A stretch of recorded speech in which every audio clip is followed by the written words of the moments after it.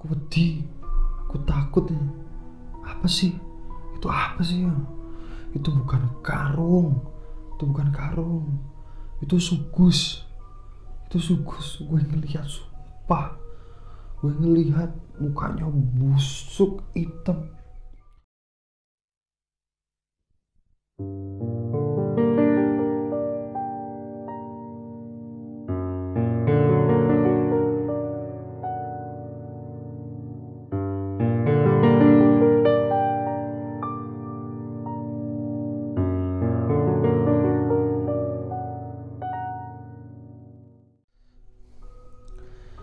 Assalamualaikum warahmatullahi wabarakatuh. Bertemu lagi di channel Horror Voice. Dan ini adalah cerita ke-16 di channel Horror Voice.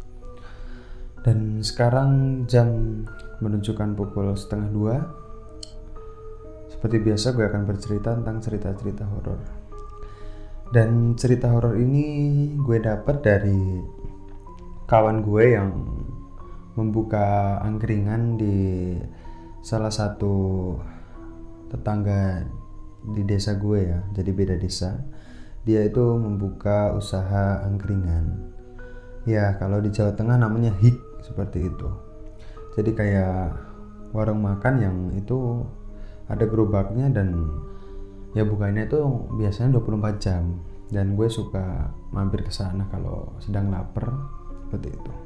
Sama kayak ada ya ngobrol-ngobrol ringan lah. Dan Mas Ian ini namanya adalah Mas Ian. Sebelum Mas Ian ini tuh punya usaha angkringan, dia itu pernah kerja di salah satu daerah di daerah Sleman.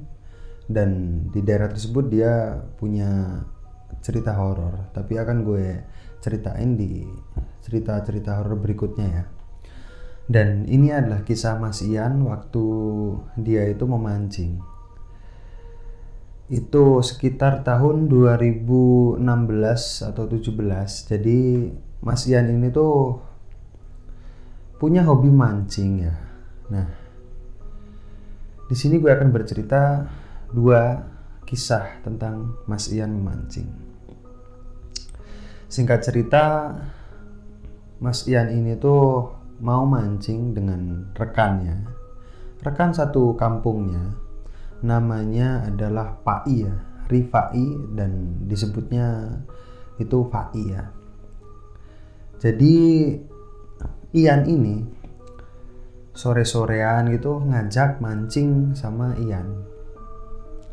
Ian, nanti mancing yuk di kali sana gitu. Gue ada beberapa pancing yang belum gue coba nih. Nah, dan Ian pun menyetujuinya. Oh ya, nanti jemput aja gue jam 8 atau jam 9, terserah. Pokoknya jemput aja. Pakai motor gue aja.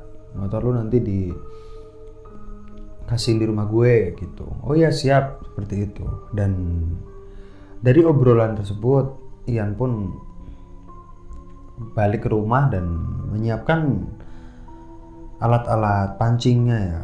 Jadi mereka berdua ini tuh akan memancing sidat. Kalau di daerah gue namanya nyebutnya itu gateng ya. Itu sejenis yang ikan lele tapi kayak belut gitu, panjang. Nah, itu namanya sidat. Seperti itu. Gue sambil ngerokok ya. Dan jam 8 malam pun tiba dan Ian pun sudah mempersiapkan semua alat-alat itu, alat-alat buat mancing. Dan itu ada sekitar 4 joran yang dia bawa. Jadi ada 4 batang pancing yang udah disiapin untuk mancing malamnya. Yuk, berangkat. Jangan malam-malam, takutnya nanti sidatnya itu udah ada yang mancing, kita duluan lah ke sana. Nah, jadi gue ceritain dulu lokasinya itu beda desa, beda kampung di sebelah utara kampung mereka. ya mungkin sekitaran 15 menit ya itu mereka melakukan perjalanan. Udah, ayo berangkat. Nah, berangkatnya ini pakai motor jadul ya, jadi pakai motor 2 tak, yaitu apa ya namanya, pokoknya motor yang udah jadul kayak gitu ya, yang bunyinya pakai trenteng teng teng kayak gitu, masih jadul lah. Dan mereka berangkat dan sampailah di lokasi sungai itu. Jadi sungai itu tidak terlalu jauh dari jalan desa ya, dan jalan desanya pun masih bukan corblok tapi batu-batuan yang disusun gitu. Jadi ya bisa untuk 1 mobil, tapi kalau untuk 2 mobil dan seliringan bersebelahan tuh agak susah karena memang sempit dan itu jalur desa. Dan Ian sama Pak I ini tuh sampai di lokasi dan menyiapkan umpan-umpan mereka ya. Menyiapkan umpan-umpan, udah siap semuanya. Ian ini tuh sama Pak I ini cari spot untuk memancing. Dan karena Ian ini tuh bawa pancingnya kan 4 joran ya, jadi harus ada jarak di antara joran-joran itu. Kalau si Pak I ini kan cuma bawa 1 ya joran, tapi mereka berdekatan.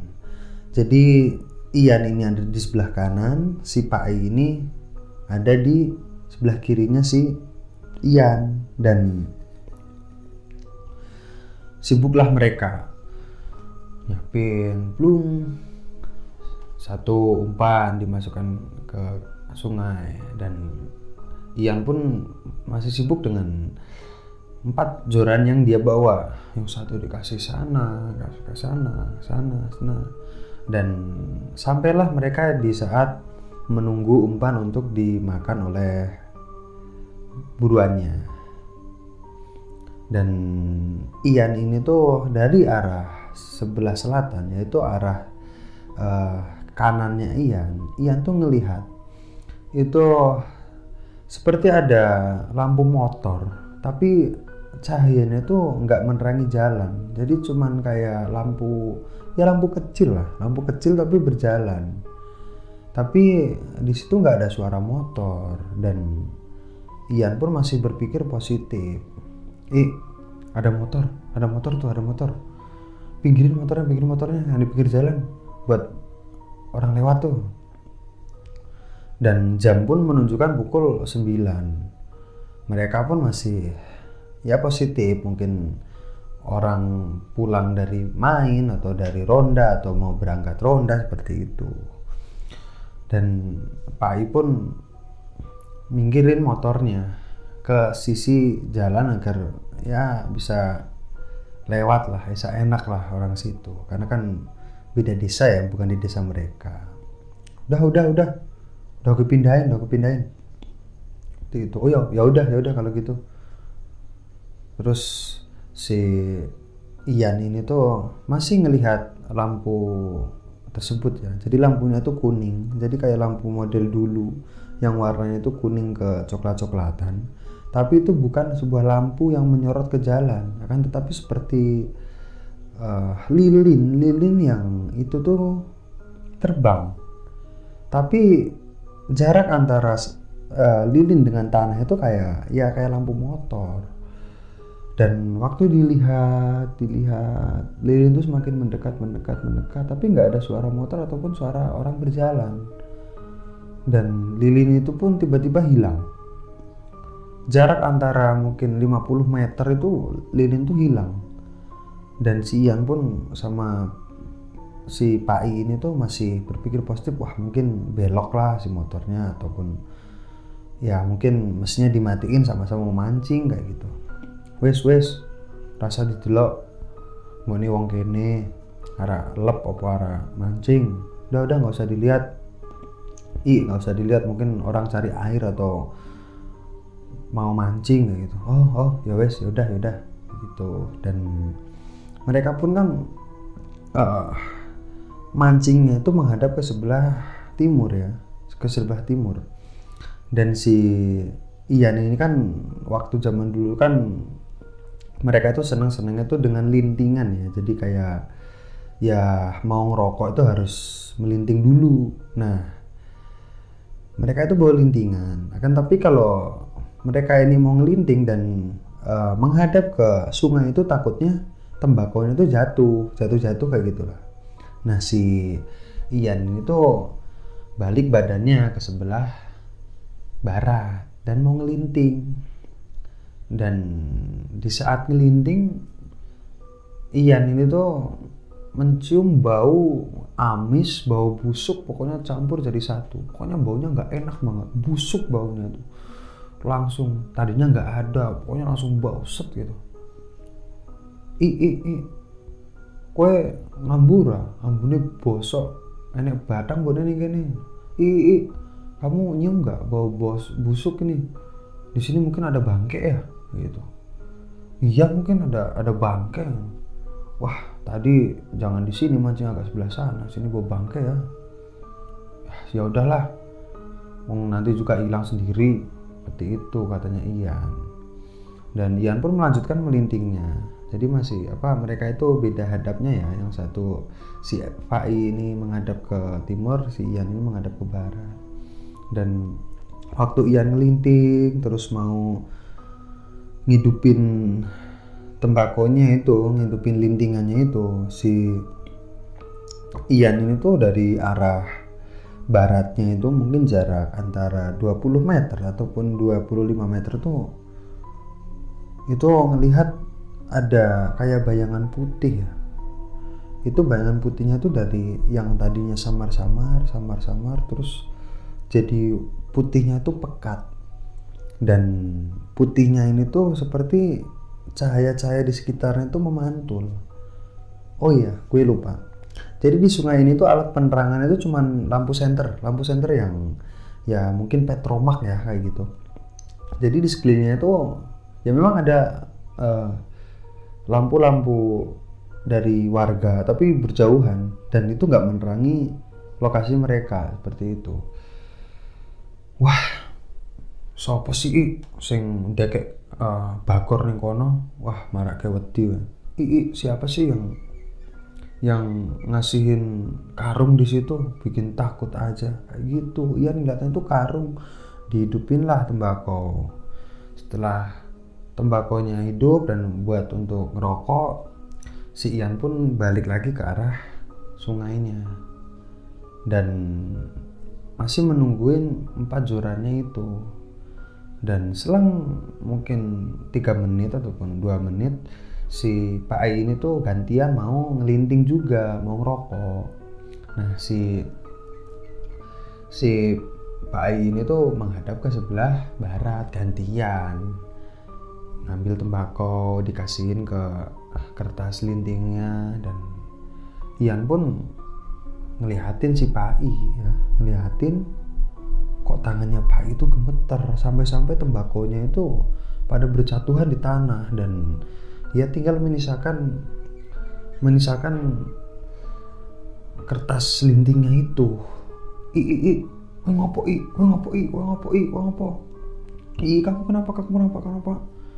Wah, aku wedi, aku takut ya. Apa sih? Itu apa sih ya? Itu bukan karung, itu sugus. Gue ngelihat, sumpah, gue ngelihat mukanya busuk hitam. Langsung lah Ian ini kan juga kan penasaran ikut ngeliatin ke sebelah baratnya mereka itu.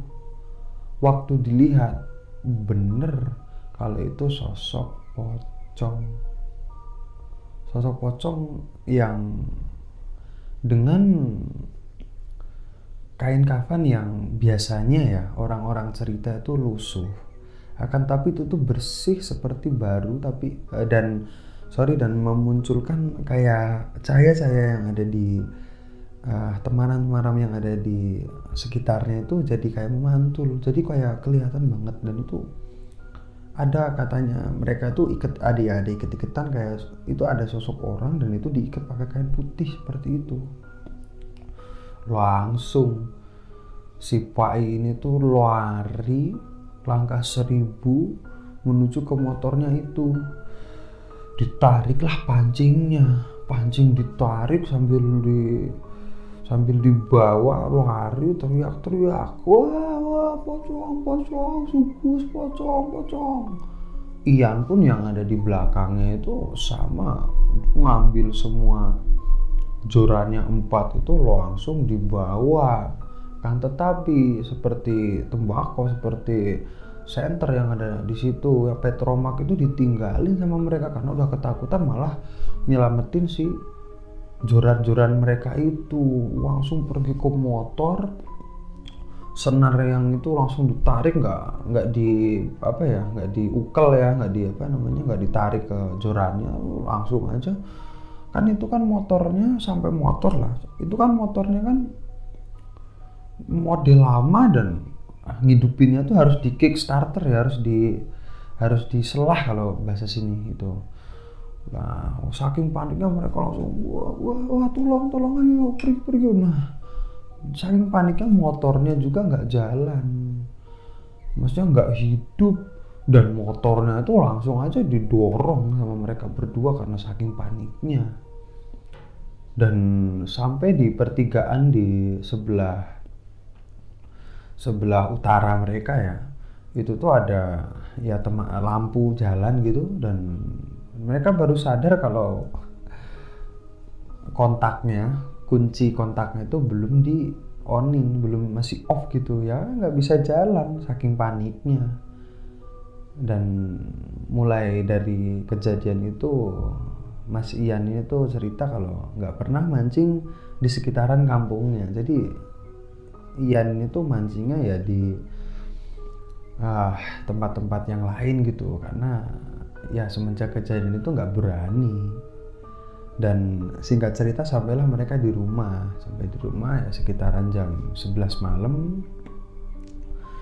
Kan di dekat rumahnya si Pak I ini tuh kayak ada pos ronda ya, dan itu masih ada orang-orang ronda, dan joran-jorannya dikasihkan di rumahnya si Pak I. Dan mereka untuk biar nggak shock gitu ya, masih shock kan mereka itu menuju ke perkumpulan orang-orang di pos kamling itu.